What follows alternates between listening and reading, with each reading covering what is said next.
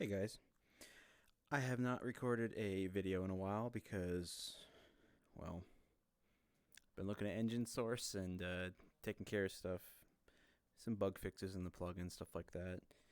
Because the big UE5 is coming up next year, and 4.26 is going to incorporate a lot of features prepping for it. One of which appears to be deprecating physics and engine eventually, which is not exactly good news to me because I've been using a few physics features that are not in chaos for like the melee stuff. The force-based grips won't be possible in chaos, so I'll have to fine tune all of these for when chaos is out fully. Chaos in the 4.26 Git now has constraints in it, so it looks like it'll be ready for 4.26 for fully converting the plugin over to chaos only, because it appears to be the engine's future.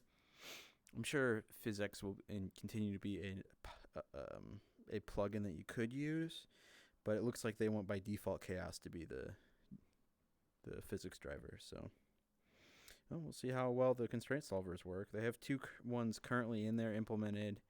I'm not familiar with either of the algorithms that they're using to solve the constraints, but considering they're testing two of them, I have high hopes that they have a high quality. So while in between fixing bugs and looking at the engine source for 4.26 and keeping track of things, there's a few people that are making whiteboards in my community, and I decided I had to help one of them for a brief, like one night for like a half hour. And so I implemented one, and then I no longer had any reasons not to finish it. There were already tutorials for whiteboards out there, so I'd never bothered to, make one for the plugin because I figured you could just follow a tutorial, but I had one at that point, so figured I might as well finish it up.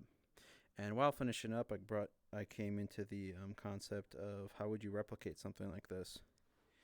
And I've got some base code for getting started with that. It's not implemented yet. Right now it's just the basic whiteboard and the template for you to play around with. But the framework for how I would possibly implement it is in there, and I'll be playing with that over the next little bit. So I just thought I'd add this to your the little melee playroom, because I'm running out. I need to refactor the level. I'm running out of places to put things. It's got standard things that most of the other tutorials cover. You got like eraser that handles sectional. Missed that. It handles sectioning off its surface area, things like that. You can put any color that you want into the markers and just spawn them differently. Stuff like that. Standard things. They're all physically active, so The more interesting part is if I do get the replication working somewhat well with it, but we'll see if that happens or not.